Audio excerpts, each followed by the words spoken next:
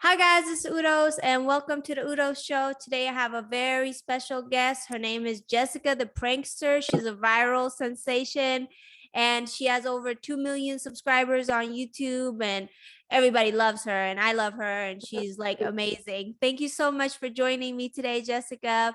So tell me, how did you get started with all this? Well, it started back in 2018 of June. I told my mom that I was gay, well, as a prank, and then um the video went viral overnight just because I feel like it was a way of her telling me what gay people do, but she didn't have like a filter on it. Like she just said it. I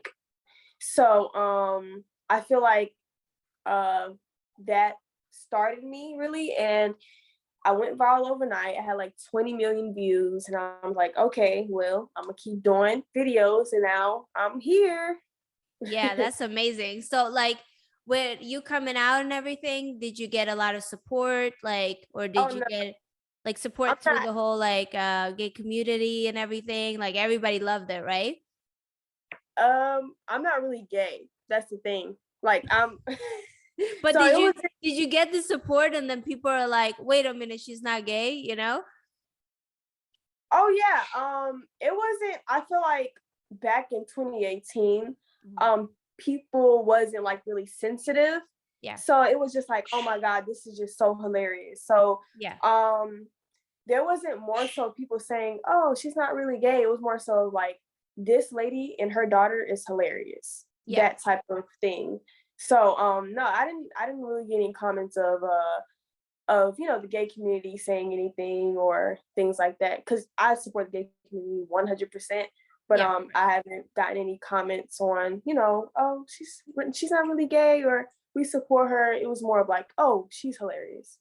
Yeah, I think it was just more of the reaction of your mom and the whole Yeah. yeah, because I remember I saw something like that long time ago and I thought it was hilarious too. And I was just like, oh my God, what's going on here? And your mom's Yeah. reaction, like, I think the combination between you and your mom is so great. And like, the love between you, like, you could see it through the camera and like, Thank it's you real so life, much. So how is Yeah. that like you basically when you create your content, you involve your mom in a lot of them, right? Right. And like you just kind of base it around there, and then that's kind of what like is the setting tone for like your YouTube channel. Yeah. Yeah, me and my mom you know, um, is a setting tone for everything, all platforms. Anything that I do, I include her in because, we started together, so we're gonna finish together type thing. No, I think it's amazing that you and your mom have such a great bond, because I saw the video with you getting a tattoo Hmm. and she got like all emotional and then you got emotional and then I got Yeah. emotional. I'm like Oh. watching over here and I'm like, oh my God, but it's Oh. like such a it's a cool moment because you got the tattoo, but it wasn't even about the tattoo. It was more about like the whole like connection between you guys. Right. Yeah. Hmm. So that was really cool. But Thank you. yeah, I was just like, oh my God, like I'm gonna cry. Right. Yeah, that was very emotional for me because I thought she was gonna flip out, but it wasn't about the tattoo, it was about the meaning, like you said. So that Yeah. was the best part about it. Yeah, exactly. So like you prank her a lot and does she ever Yeah. like get really pissed off like, "Oh my God, like that's enough this time, like that was too much?" Oh yeah, definitely. It was one time, it was like 2 years ago. Everyone knows that my mom was like a Mama Doolittle. She loves all types of animals. She will see a dead bird somewhere and have a funeral for it. Like that's the type of person she is. Mhm. So it was a time we had two dogs. So she values her dogs with her life. Like before I eat, I have to put food in their bowls before I eat. Like that's the type of person she is. We Yeah. have wardrobes and everything. So I did a prank, and this is when she flew to Florida. So the day she flew back, I had my camera crew come out to my house, and I had them open the garage and everything. And then my managers took both of the dogs and acted like they ran away or missing dogs. So they took him around the corner, and then I drove to the airport, bring my mom back, and then she pulled up and she was like, "Why is the garage open?" Like, I don't know. Yeah. Mind you, I'm the one that's supposed to be watching the house while she was gone. So the front door was open, everything was open, and the camera crew was already there, but we had to film. So it kind of made it make sense because they had to be there that day. So I was like, we might as well just do this prank. So she walked in, she didn't see Bella or Coco. She was like, "Where are my dogs?" And she had a fit. She went in the middle of the road, she started crying, and she sat down and she started asking neighbors, "Have you seen my dogs? Have you seen my dogs?" And I just felt so bad because she was crying like really, really bad. Yeah. So I just let her cry. I'm like, "Girl, your dogs are right around the block." Yeah. So it Well, was like 10 minutes into the prank, my managers came back with both of them and she just started screaming and she was like, "Oh my God, why would you do that? And this is over. Like, I'm done with this. I'm so done. Like, you take things too far." And then that's when everybody, the camera crew, my agents, my manager, we just all started laughing at her and she looked real crazy. But I feel like that was her like breaking point, like, okay, she does take things too far, which I do, but that was the best prank that I've ever pulled, ever. yeah, and like when it comes to like dogs, people are like, these are like my kids, and like I had a dog and it was the same kind of reaction, like, oh my God, this is my baby. Right. So yeah, I can only imagine she's probably like, what the hell? What were you thinking? Literally, that's how she was. Yeah. But That's it's great. like it's still so cool that you can still do stuff like that. Like I think my mom would have just killed me, like straight up killed me. Yeah, I feel like she was on the verge of killing me. Yeah. She kept trying to. I kept walking away from her. Like each time she came to where I was, I would walk the other way because I felt like she would really put her hands on me. So that's why I stayed far away as possible. Yeah. No, I could totally see that like happening. But yeah, so what do you think like are the upsides and the downsides of growing and being viral on social media? How has all this like benefited and also like kind of like change your life for the better and for the worse?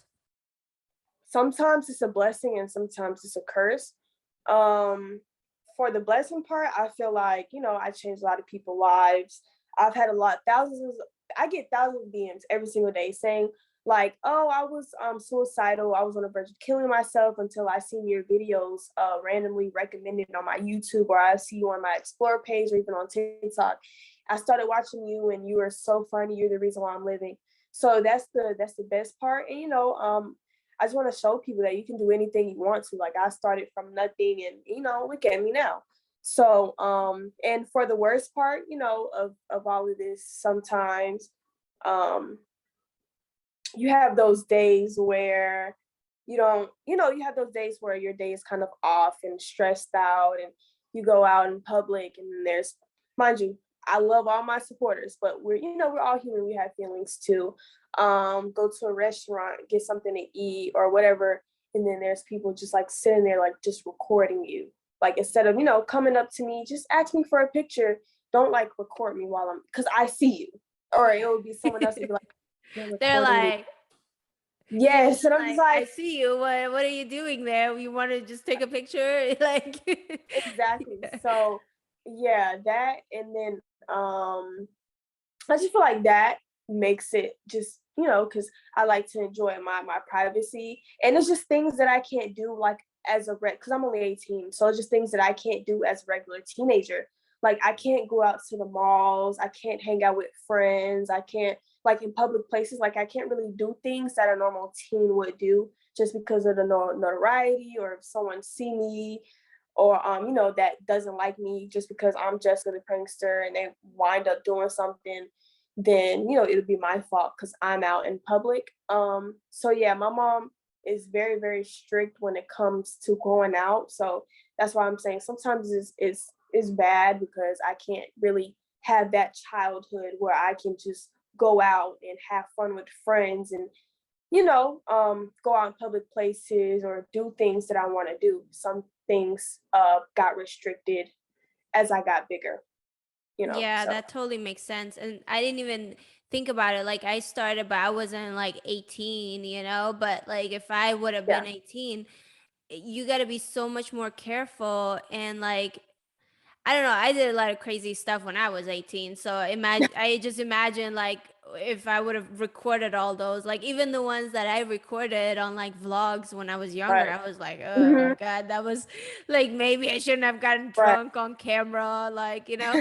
But Yeah. like there's all these things you got to consider and you don't even think about that. And especially today, like everything is like cancel culture and people are so sensitive to a lot of things, Yeah. and which is understandable, but at the same time, like everybody's human. Like everybody Like makes literally. mistakes. Everybody is younger and Mhm. older, go through stuff, and like I know Right. that you're basically doing like this whole book that you're doing, which is what is it Hmm. called? In My Feelings Journal, right? Yeah.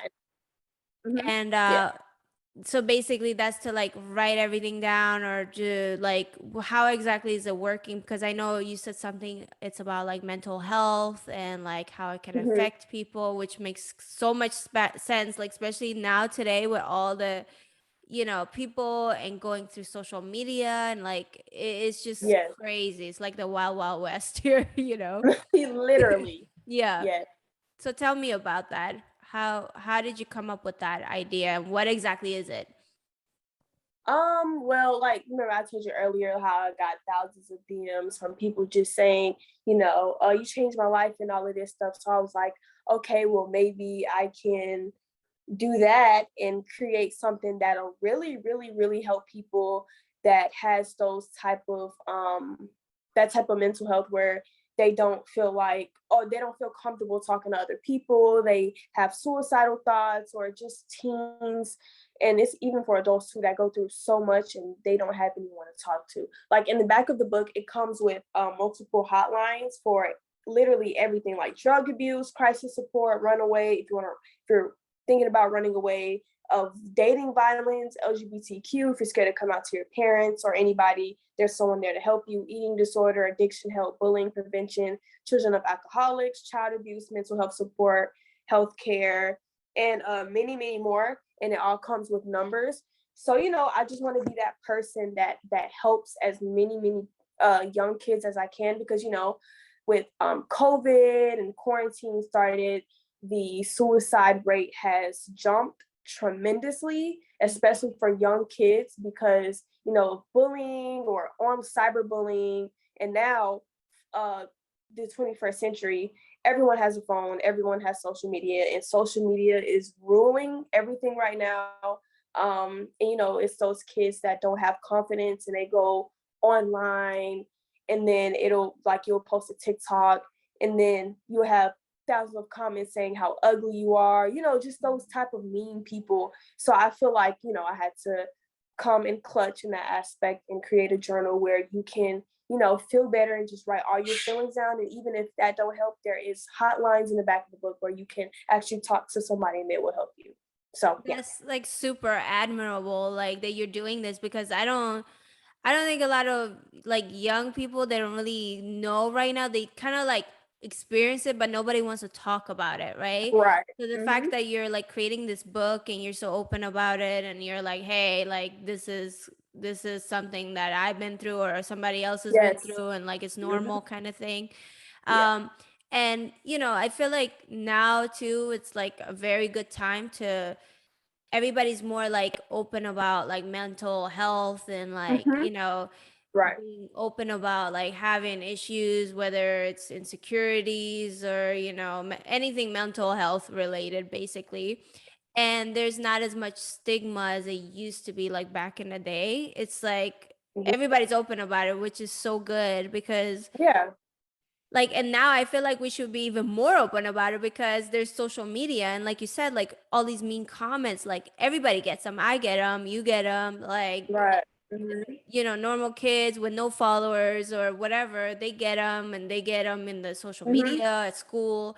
And like it's crazy right now, like the bullying, especially Yeah. cyberbullying, and nobody's being held accountable for anything. They can hide behind the screens, which I think is another issue that needs to be like focused on like Yeah. cybersecurity and like I, holding people accountable. Like it's crazy. You're getting like mhm. all these death threats, or anyone could say anything online and nobody's being held Right. accountable.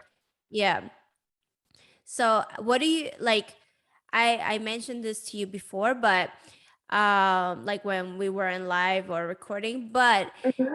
I'm working on changing the law against hack leak crimes of private images and videos, and these people are there hacking girls, underage girls, women, boys, underage boys, like all kinds of people, but they're basically taking their private images and videos and posting them on social media, on porn sites, on like Google and everything, right?